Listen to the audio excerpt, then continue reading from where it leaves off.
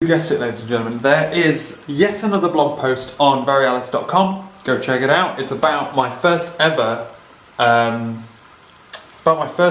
review that I ever had, and how that experience led me to where I am today. And also, little bonus for you guys, in the description down below there's a link to that blog post, but there's also a link to the daily vlog that I recorded the day that that code review happened. So for viewers of the vlog, you get that little bonus, little extra of literally the raw emotion of the day that it happened, as well as the blog post itself. And I implore you to go check it out. It's partially an ad for Varealis' code reviews as a service, but it's also a kind of like an educational thing about like what code reviews are, how they should be done, and what can happen if they're done badly, and how to do them better to make sure everyone gets everything out of them.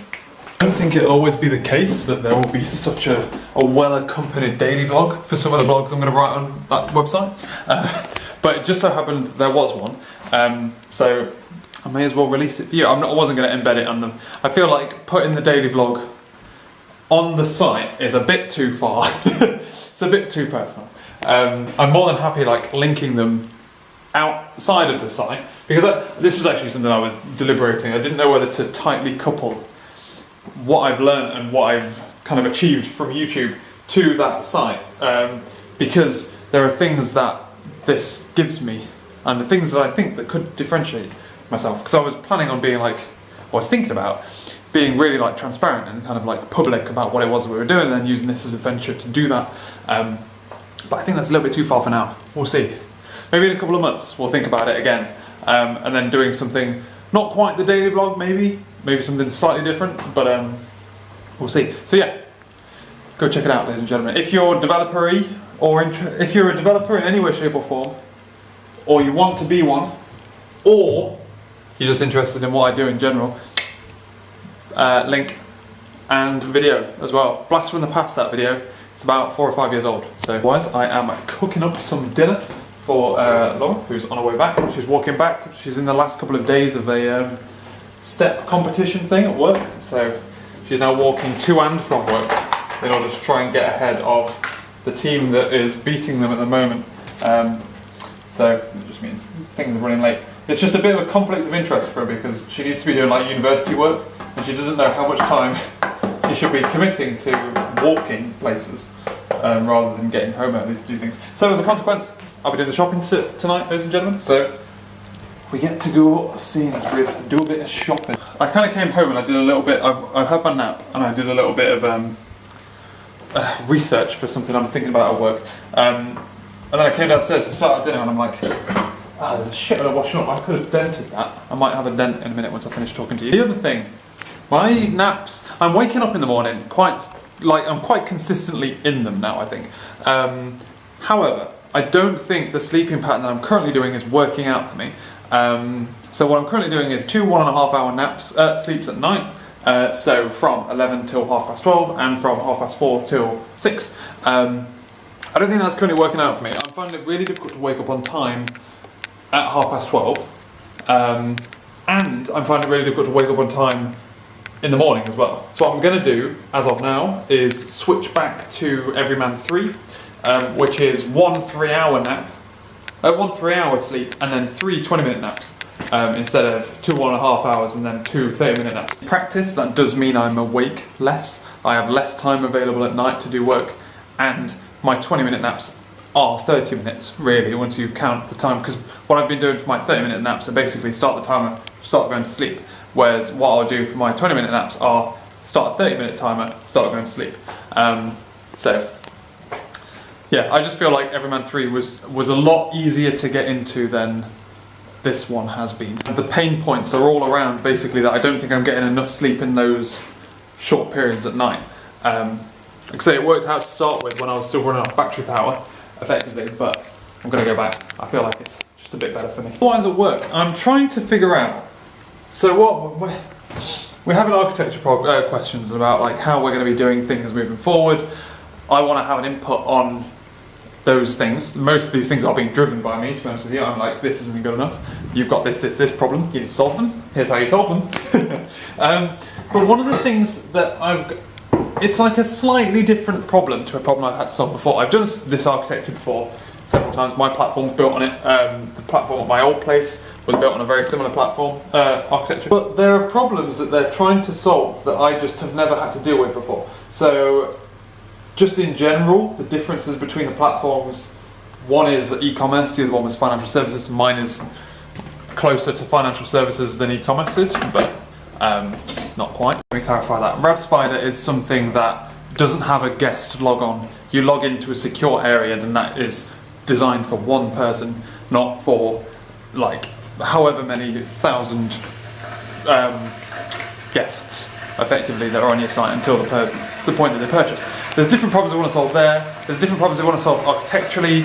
They are in on microservices, but they want to have differences between implementation. So I've done microservices before, evidently, but I've only ever done really, really dumb microservices, which are effectively just Azure functions, or full C# microservices. But they kind of keep floating this idea of using Node, and I'm like, I feel like what you want to use Node for, you could use a function for, but you also want to have C# ones. But I'm like, we need some kind of interaction layer with service bus, so that we could use either something like service bus or mass transit to like abstract away from the details of talking to the message bus, and also give us like loads of nice things like sagas and retries and logic and all that kind of stuff. But because of this consistent, like, we need it to be cross-platform, I'm like, I need to find how to do that from an service bus C# microservice to a Node consumer of varying complexity, and vice versa, and with mass transit as well. I'm really struggling to figure out how much my time is my time and my like conscious is so limited in how much I can expend on things that I'm like, how much time should I be spending at home trying to figure out solve this problem? Because like 90% of me is like, zero, Jamie. The other 10% of me is like, yeah, but you really want to do well, and you really want to show them how fucking good you are, so at least a little bit, you know? You want to be right, you want to be the one, you don't want to just get this idea just blown out of the water just because of this weird caveat, which someone has solved somewhere in the world, you just got to find it. And that's like the little scale that's currently floating about in my little old noggin. Really what I was doing is what I was doing last night, which is experimenting with the Azure DevOps API, web API, so that I can configure all of the stuff that my microservices need to do, so that the user doesn't have to do them on that behalf.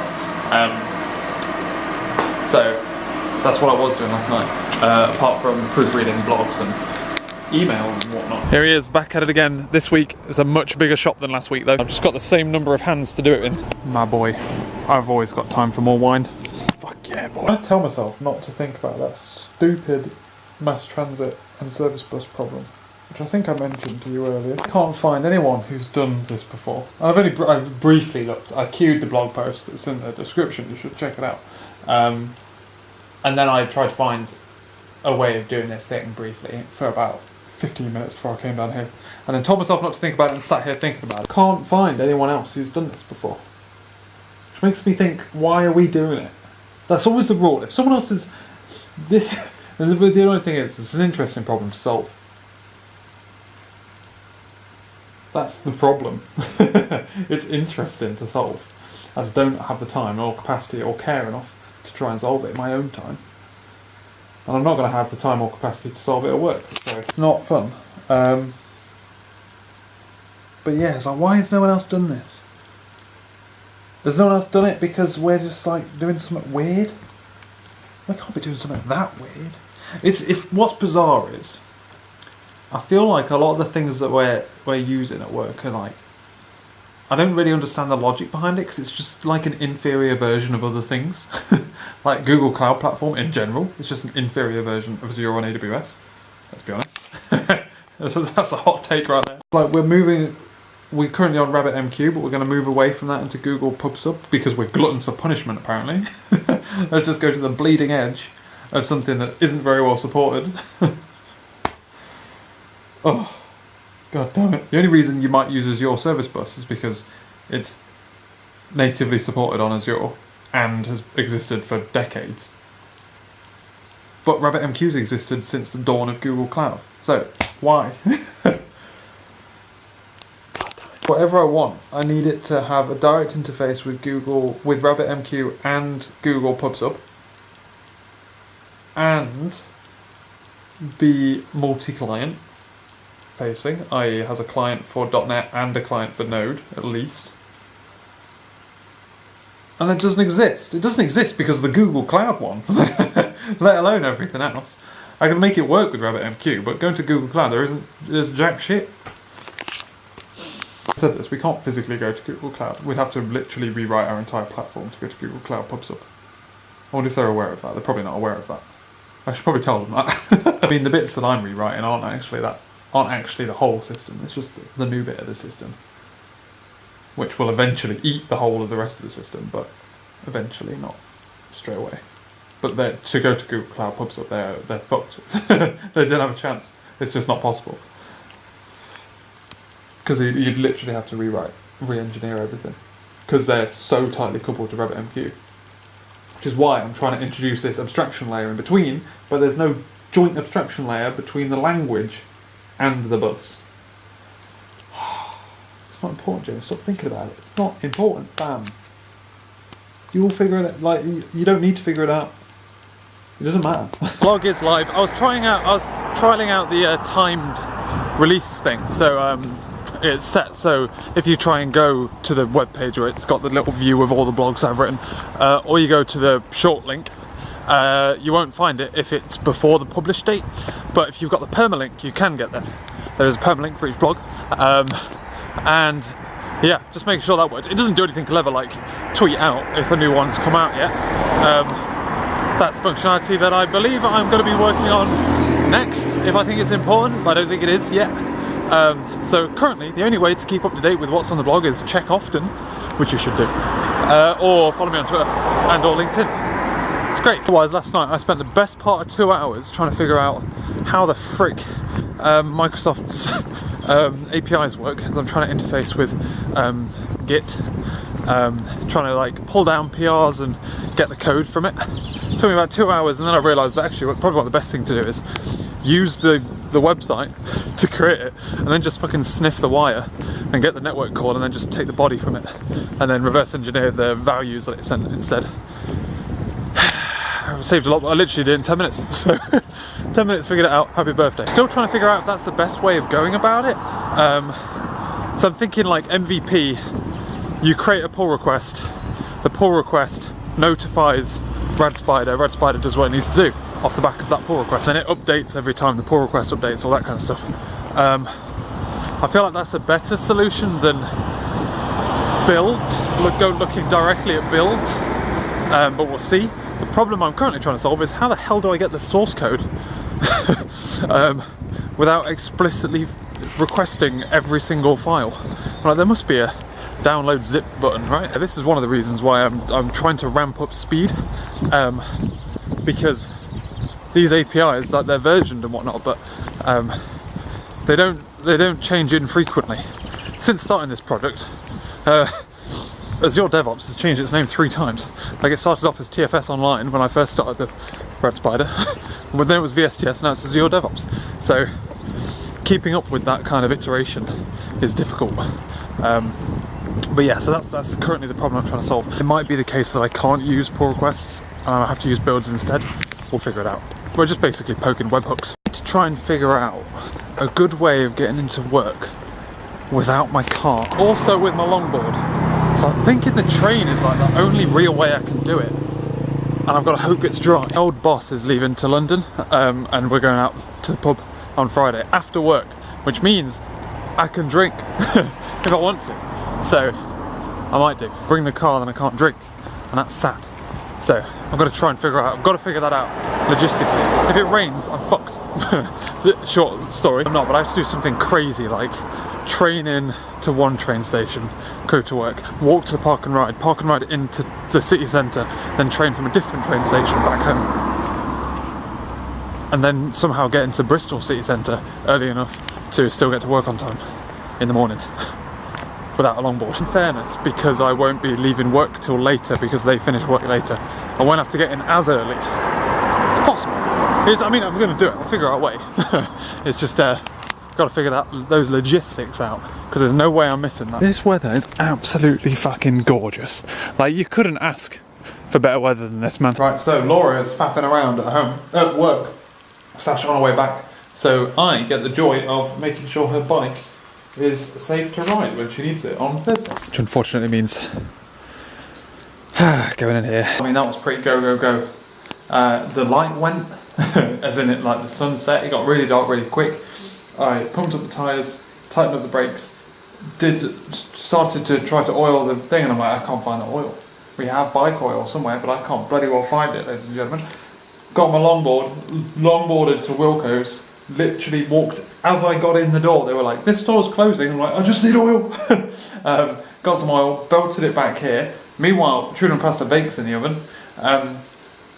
So I managed to go get the oil in the time the tuna and pasta bake, the first set was done, and the second set was done. Laura got back, and I was planning on going to go pick up, I think some shoes got delivered, but we weren't in for it. So I was going to go there, but it turns out that place is closed. And then had dinner. Just done all the washing up, made sandwiches for tomorrow because I've got to get to work early tomorrow. Man, it's like 8 o'clock. It's just gone 8 o'clock. Need a fucking rest, boys. Plan of attack. Publicise the blog on my socials, which is what Laura calls social media stuff, which is now what I call it, unironically. And then I'm thinking about playing Xbox for a little bit, rather than doing programming. Can't decide yet. We'll see how it goes. That didn't happen. I played a bit of Xbox. Didn't have any buddies to play with, but just needed to.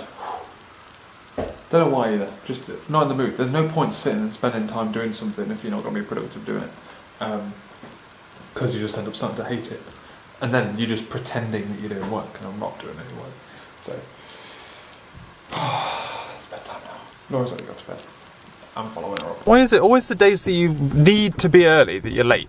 On any other day where I don't need to be early, I'd be parked up and walking there by now. I could have been there. The day that I want to get there for on the dot 8 o'clock. Bearing in mind I normally get here on the dot 8 o'clock is the day I run late.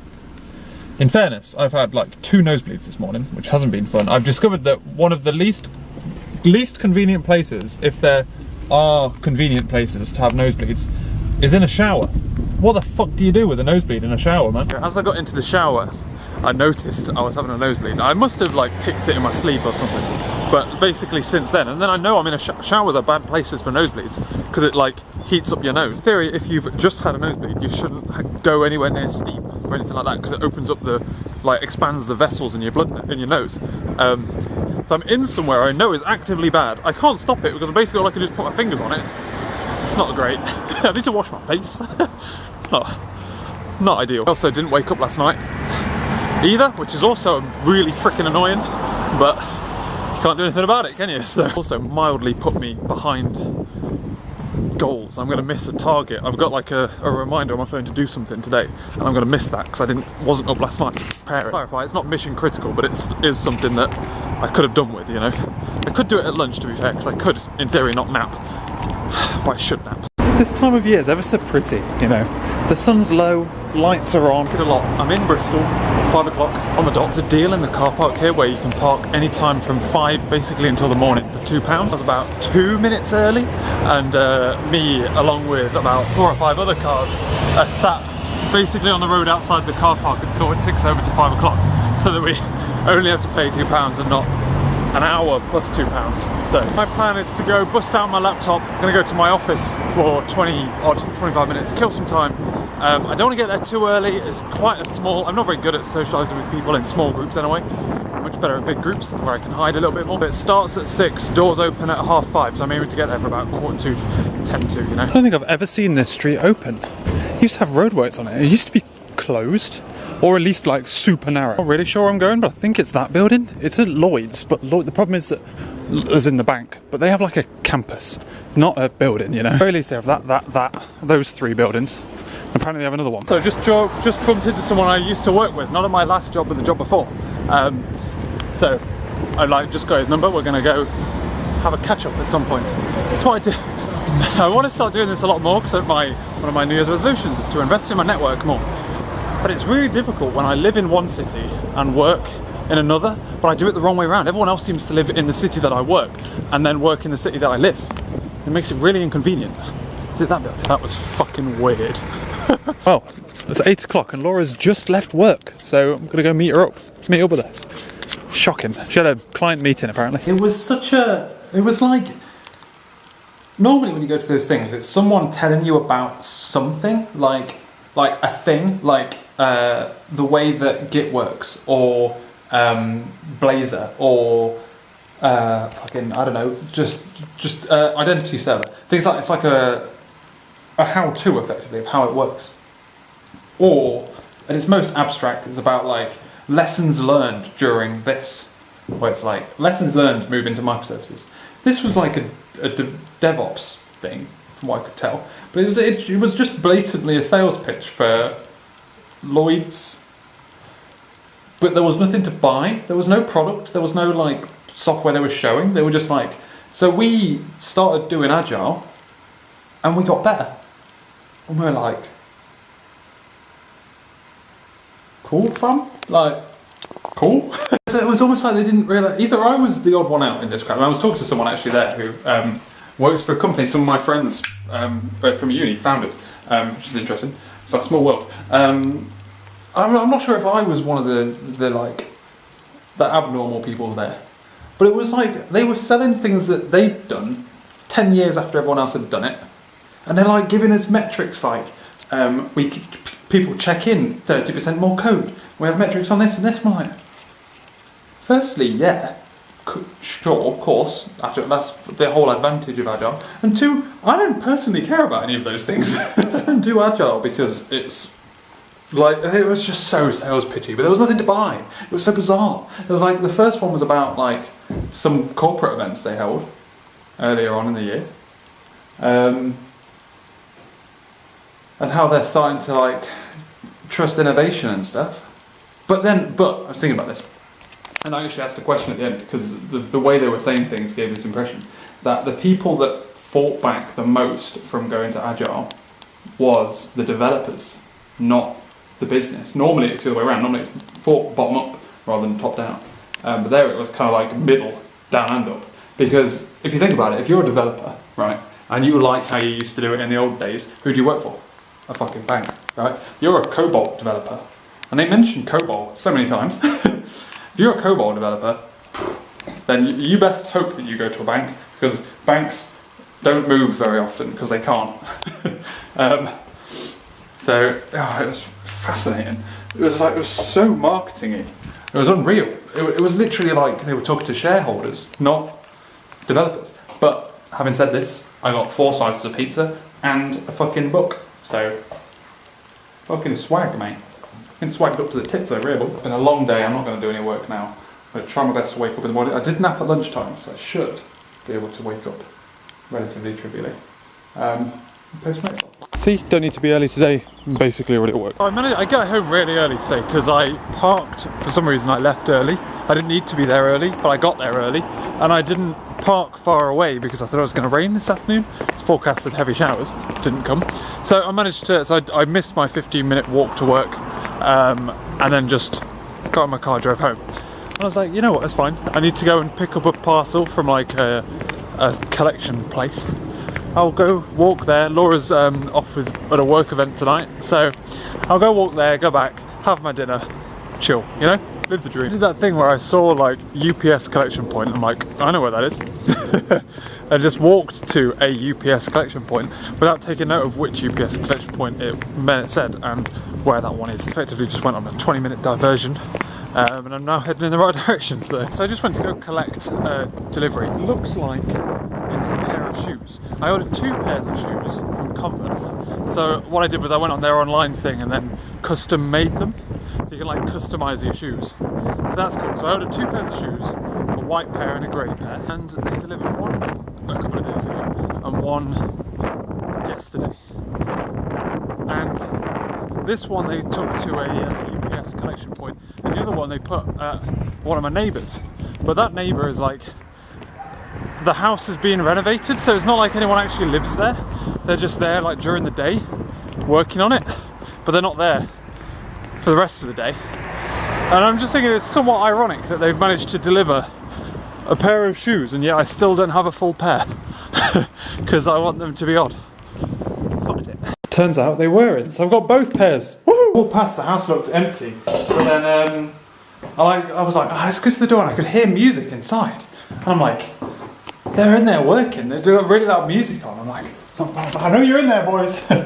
Right, let's have a look at these bloody shoes, boys. Oh, look at this. This is like the time when I ordered a phone. So when the Google Pixel came out, they released it with live cases where you could customize it with any image. Like you could just upload an image and use that as the image, effectively. Me, being as excited as I am, uploaded a picture of a just pure black, jet black background. Because I just wanted a black one, you know? Here, all I wanted was a grey one and a white one. So you can go onto the customizer thing and you can literally change absolutely everything about them. And I just wanted pure white on that one. And then this one, the reason I did it was because they didn't do a light enough grey in the shops. And then this one is just pure white as well, look. That is fucking dope, dog. Look at that. These are my new ones, and these are my... The ones they do in the shop are like a darker grey than that. And this is already like kind of as dark as you'd go, I think. They're a darker grey and they're a bit greeny. They're like a greeny khaki grey. But these, you can go on, this is dolphin grey, according to their website. And fucking dope, mate. The only other thing I was worried about was when I bought these are the Chuck Taylor Mark IIs. And the Chuck Taylor Mark IIs were the first shoes that they bought once, I think Adidas or Nike bought Converse, and they put their like running trainer soles in those, but they discontinued them because I think because that put the price up by like 20 quid and no one bought them. I saw a lot of things online about how they stopped doing it because doing that changed the style of them, and I'm like, they look fucking the same to me. They've always looked the same. I don't know what you're talking about. That sounds like bollocks. But these ones are supposed to have a somewhat flexible sole, and they actually do. The sole doesn't feel too bad.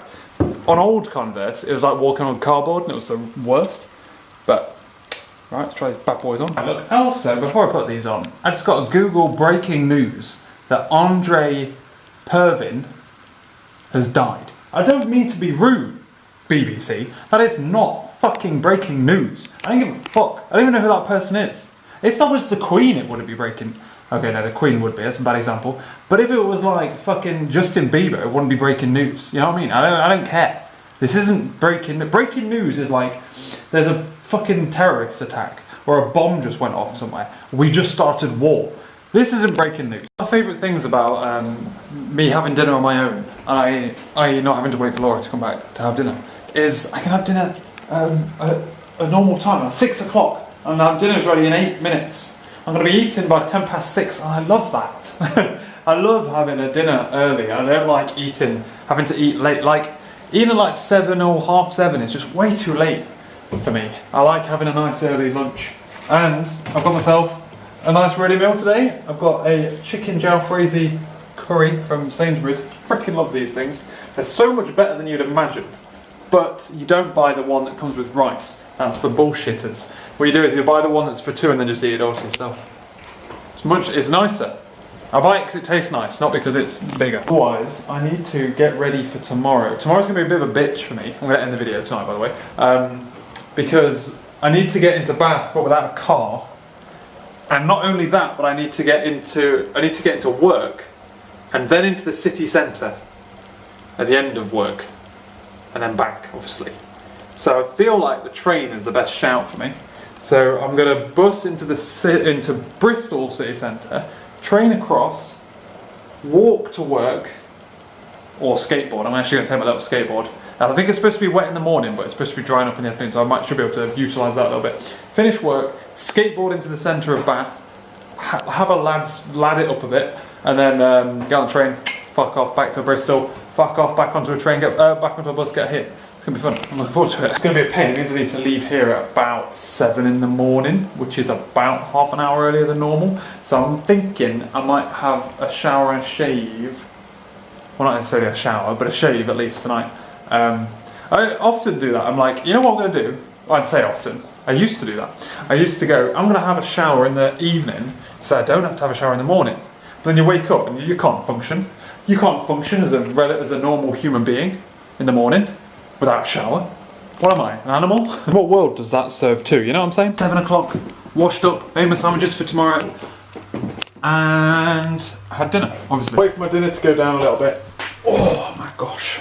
Not that I'm overly full, but I'm going to wait for it to go down a little bit, and then I'm probably going to have a shave and a shower. Because it feels weird having a shave without a shower. Yeah, so work a little bit, shave, shower, chill. Productivity has been in the goddamn gutter, ladies and gentlemen, this entire evening. My favourite thing about the YouTube Studio app is how if you open up a notification to get to a comment, you get a notification that says comment on video. You're like, okay, cool. So you press that notification, and then it opens up a comment like this. Wait, which says I talk too fast. Invest in a better mic. So I'm like, right, okay, how do I get to this thing? If I press back, it takes me back to here. I'm like, right, I want to know what video this is though, if that's possible. No, okay, can't get back. Right, so if I press back out of that, well, actually, that's a lie. It would actually take you back to your home screen. Fucking irritating that is, man. I have been road mapping out, which is what I always do when I don't feel very productive. We got water in that? We do. Been road mapping out all the things that I want to / need to do, and I've discovered. And there's a couple of things. So I want to start writing a talk. I think I've got a really good idea for like a dev talk, like a presentation style talk. And basically what I can do is effectively chain 3 blog ideas that I was having together. So I think I might start trying to write one of those. Otherwise though, I have been... What else did I do? So I also figured out, oh, I didn't do anything. Oh no, yeah. So I need to write blogs. I need to want to write that. And I've started looking at the next thing I need to do to get the next logical thing in my MVP done. And then I stumbled upon Azure Batch. God damn, that looks good. So Azure Batch, I've been thinking about ways of spinning out my RadSpider basically. RadSpider needs to get compute heavy to get a lot of work done. I was thinking about using Azure Functions or Docker Swarms just to get that kind of stuff up and running. And I think Docker Swarms was winning because Azure Functions potentially don't live long enough. Or shouldn't live long enough. They're not designed for that kind of thing. It wouldn't have been cost effective. But I just stumbled across this Azure Batch thing, and it looks perf. It looks perf. Just spin up a load of VMs, get them listening to blob storage, and then fucking happy birthday, boy. What I'm in a really awkward position is there's lots of really exciting things that I want to do for RadSpider, but it's arguably not important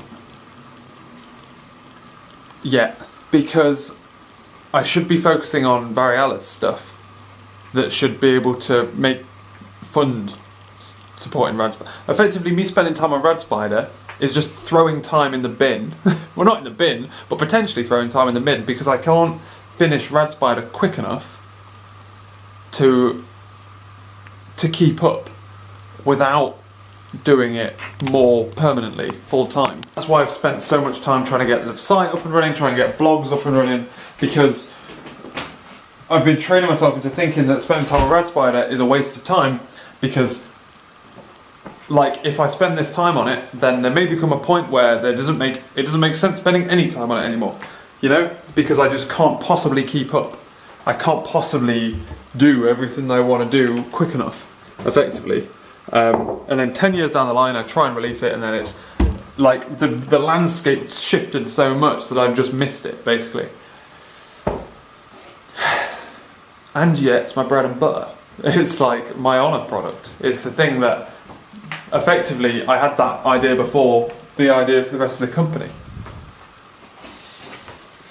So it's an interesting predicament to be in, ladies and gentlemen. But what I was just looking at then was whether or not I could use something like Azure Batch to use the old prototype of RadSpider in RadSpider.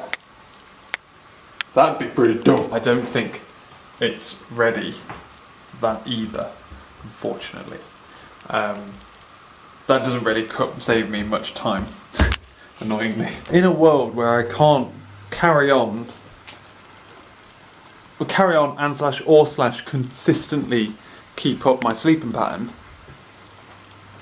in a world where I can't rely on my sleeping pattern to get me more hours, I need to be really effective and efficient with the way that I'm spending my time. And I'm not at the moment. Because, oh, God damn it. How do people do this? I'm building up, guys, I'm building up, and I just need to get enough momentum on everything that I'm doing. And I'm not carrying my momentum. I kind of have an upspurt and then splutter, effectively. You're going to get real crazy, you know. There's no reason why you couldn't use as your batch, what's it called? As your batch to spin up a number of VMs based on a certain trigger, and then those things then spin up a number of Docker, because there's a big advantage to using containers. But they expensive, dog. They expensive. While I'm on Teesbridge, I'm just going to triple check what the price difference is. I don't think I need Kubernetes. I think I can get away with Azure containers or Azure batch. And that's all I need. I mean, containers are priced by the second. The second. Now, to be fair, they're not that crazy. It's not that mental. I got you, fam. I figured this shit out. Right, so if we just drop that to... So what this one is like, standard is hours, number of hours. So if I was to drop that down to 10 cores for 2 hours. 2 hours, fam. I mean, that's filthy cheap. Filthy cheap. Yeah, containers are still cheaper. Damn. Damn, dog. It's cheaper to run 10 containers for 2 hours than it is to provision. I guess that makes sense, 10 VMs. But 10 VMs are VMs that you can run you could run containers on. See, this is one of them things. The better thing to do would be to just experiment with 3 or 4 of them, have a shot. I ain't got fucking time for that. Barely got time for one. Well, Laura's on her way back. It's midnight. I'm gonna go off, ladies and gentlemen. I've got to get up early tomorrow. We've got a lot to do. So, thanks for watching this video. Hope you enjoyed it. I'll catch you later.